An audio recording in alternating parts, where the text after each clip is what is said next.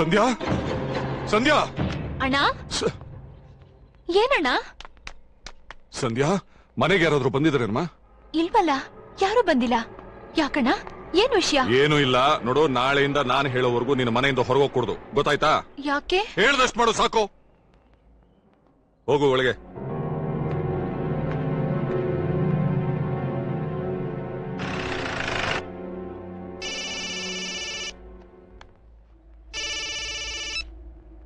Hello Jakka, ನಿನ್ ತಂಗಿಯೇನೋ ಅಷ್ಟೊಂದು beautiful ಆಗಿದ್ದಾಳೆ.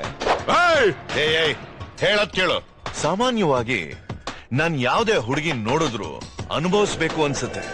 ಆದ್ರೆ ನಿನ್ ತಂಗಿ ನೋಡ್ದಾಗಿಂದ ಮದುವೆ ಮಾಡ್ಕೋಬೇಕು ಅನ್ನಿಸ್ತಾ ಇದೆ. ಈ ಮದುವೆಯಿಂದ ನಿನ್ ತಂಗಿ ಮೇಲಿರೋ ಆಸೆ, ನಿನ್ ಮೇಲಿರೋ ದ್ವೇಷ ಎರಡು ಕ್ಲಿಯರ್ ಆಗತ್ತೆ. ಇದನ್ನ ಮೀರಿ ಅವಳಿಗೆ ಏನಾದ್ರೂ ಬೇರೆ ಮದುವೆ ಮಾಡೋಕ್ ನೋಡಿದ್ರೆ ಯಾವ ಮದುವೆ ಗಂಡನ್ನು ಉಳ್ಸಲ್ಲ, ಅಲ್ಲೇ ಸಿಗದ ತೋರಣ ಕಟ್ಬಿಡ್ತೀನಿ.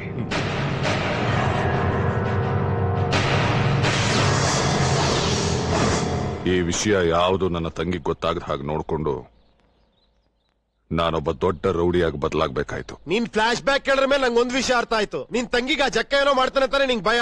ನೀ ತಲೆ ಕೆಡಿಸ್ಕೊಂಬೇಡ, ನಿನ್ ತಂಗಿ ನಂಗೆ ಕೊಟ್ಬಿಡ, ನಾ ಎಲ್ಲ ನೋಡ್ಕೊಂತೀನಿ. ನೀನೇನೋ ನೋಡ್ಕೊಳ್ಳೋದು? ನಿನ್ನ ಹತ್ರ ಏನೋ ಇದೆ. ನನ್ನ ತಂಗಿನ ನೀನ್ ಹೇಗೋ ಕಾಪಾಡ್ತೀಯಾ?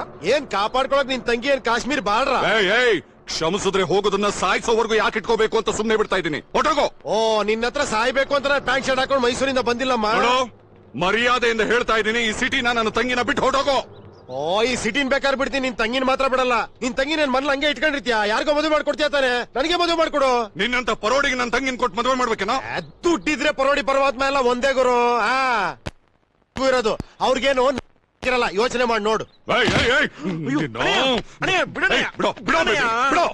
ಏನೋ ನೀನು ನಡಿ.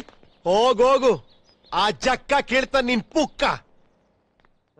ಇಲ್ಲಿಂದ ಸಂಧ್ಯಾನ್ ಕರ್ಕೊಂಡು ಹೋಗೋಣ ಅಂದ್ರೆ ಇವಳ ಜೊತೆ ಸಂಬಂಧಿಕರು ಬರೋ ಬದಲು ಬರೀ ಸಮಸ್ಯೆಗಳು ಬರಂಗಿದೆಯಲ್ಲ. ಏನ್ ಮಾಡ್ಲಿ? ಆ ಜಕ್ಕ ನಮ್ ಶರತ್ ಭಾವನಿಗೆ ಹಾವಳಿ ಕೊಡೋದ್ ಗ್ಯಾರಂಟಿ. ಅಷ್ಟ್ರಲ್ಲಿ ನಾನೇ ಜಕ್ಕನಿಗೆ ಹಾವಳಿ ಕೊಟ್ರೆ ಸಮಸ್ಯೆ